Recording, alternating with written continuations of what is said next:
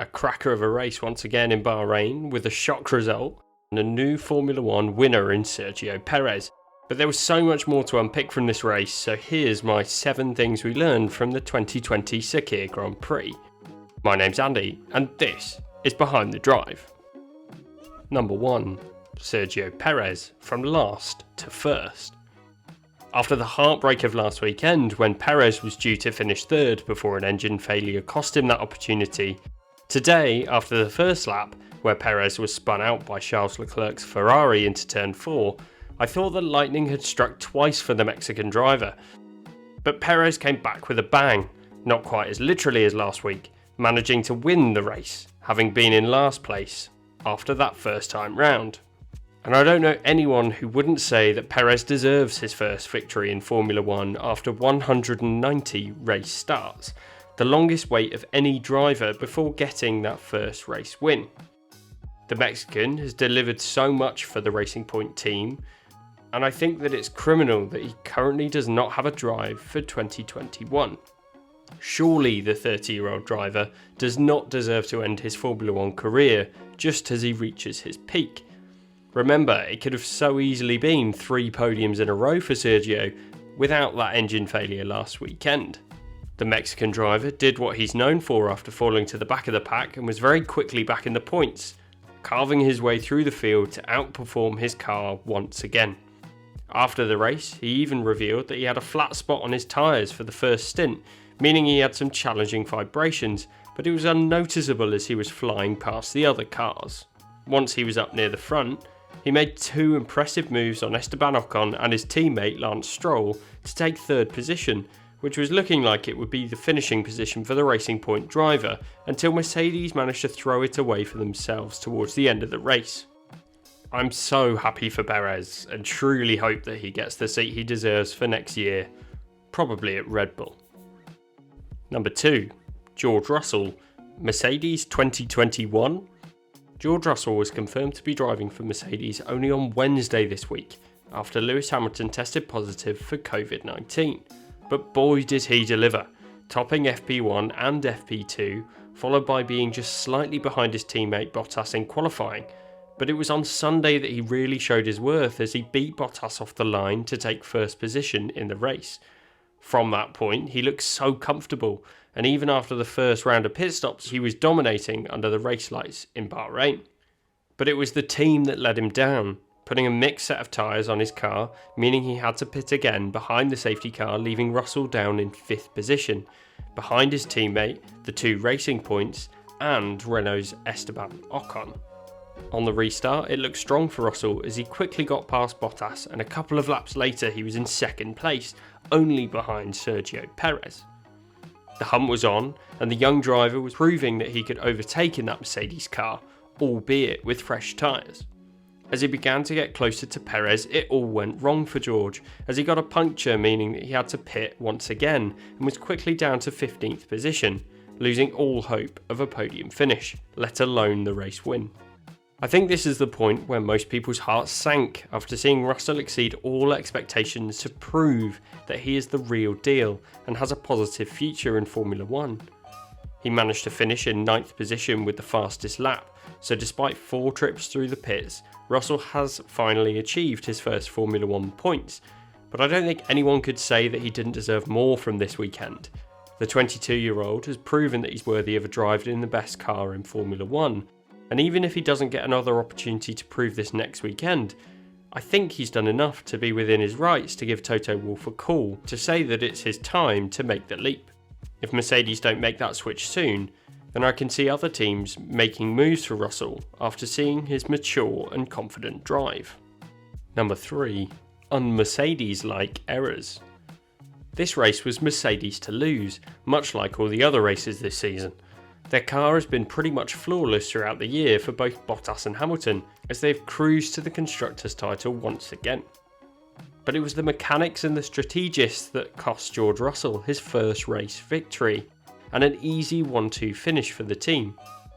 After the late safety car came out to allow the marshals to collect Jack Aitken's front wing, the Mercedes team decided to double stack their cars to give them fresh rubber before the end of the race. but the team were clearly not prepared and ended up looking completely clueless as they put the wrong tyres on George Russell's car, and they didn't even change Valtteri's tyres in the end. For a team that's usually so confident and assured in these high pressure situations, they made a rare but critical error to mean that both drivers ended up dropping through the field. What made it worse was that it was completely unnecessary. Both drivers were comfortably in position to take a 1-2, and it didn't really feel like they would lose to the cars behind after being so dominant through the race. It was a real shame, but I'm sure the team will review what happened, learn from it, and make sure that it never happens again. Number 4. Qualifying delivered. There were some concerns going into qualifying that with some of the shortest lap times Formula 1 has ever seen, the cars would not be spread out enough to allow for an opportunity to find the space and set a fast lap time. However, these were unfounded, with the drivers doing well to keep out of the way and teams finding a way to make sure that their cars had space. In terms of the outcome, the top 3 were split by just 56 thousandths of a second, with the 2 Mercedes out at the front split by 26 thousandths of a second. It was unbelievable to see times that were so close together for the top 3, with Bottas achieving pole position with a 53.377 second lap. But it wasn't just the top 3 that made the qualifying session so exciting. Charles Leclerc in Q3 went out early with his single set of tyres and managed to pull his Ferrari to within a quarter of a second of pole position. It was an incredible lap, and the Monegasque driver knew it already, as he jumped out the car telling his Ferrari colleagues that he just couldn't go faster. A classy lap from the young driver, proving his worth as the team leader at the most famous team in Formula 1. I'd also like to mention some other standout performers in qualifying, including Daniel Kvyat as he fights for his seat on the 2021 Formula 1 grid. He did an unbelievable job to put his AlphaTauri car in 6th position. But also a valiant shout out to Jack Aitken, who only knew he was driving the Williams car as of Wednesday and went quicker than his teammate Latifi on their first 2 runs to end up just a 10th behind his more experienced teammate once Q1 was finished. Despite losing to Latifi, it has to be mentioned that the British Korean driver did a great job to deliver a solid lap in a backmarker team. Number 5. Ocon's first podium. My 5th point from the Sakhir Grand Prix is Esteban Ocon's first Formula 1 podium, a result that was somewhat overshadowed by Perez's race win. But the result means that every driver in the top 6 teams in the championship, bar George Russell and Nico Hülkenberg, have achieved a podium finish this season. He's also the 13th driver to stand on the podium. I can't remember the last time that we had so many different drivers on a podium through the season. It shows what an unbelievable and unpredictable year it's been for Formula 1. And what a result it was for Esteban Ocon, who achieved his first F1 podium and has had a really strong weekend, apart from a poor qualifying performance. But it was that qualifying result that meant he could start on the medium tyres in 11th position, which allowed him to stay out longer in the first stint and make the one-stop work. But even so, the French driver did well to make sure he kept Lance Stroll behind in the closing stages, as well as a rapid Carlos Sainz in 4th position on fresher tyres. It was one of the very few occasions this season that Esteban Ocon has outperformed his far more experienced teammate in Daniel Ricciardo. Ocon has just delivered the best result for Renault this season, and it's great to see how he was able to shake off his bad luck from earlier this season to get that 2nd place podium spot.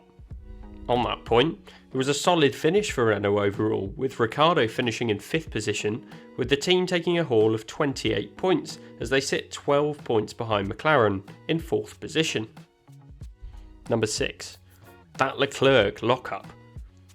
It was a brave move from Charles on lap 1 that ended his and Max Verstappen's race, ending any hope of a non-Mercedes win, supposedly. Yes, it was lap 1, and yes, these drivers need to be ambitious, but it was a naive move from the young Ferrari driver to go for it into turn 4.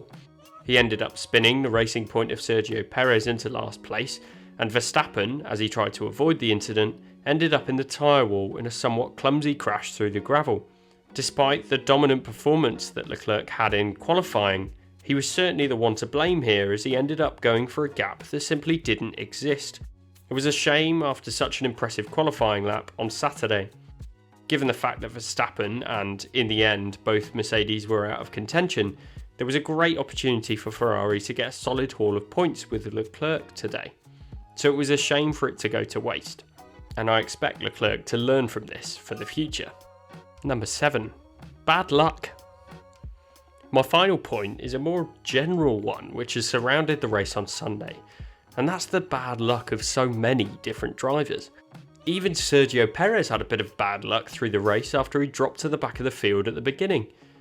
You then have both Mercedes drivers who should have been on the top 2 steps of the podium at the end of the race, but instead ended up in 8th and 9th position come the checkered flag.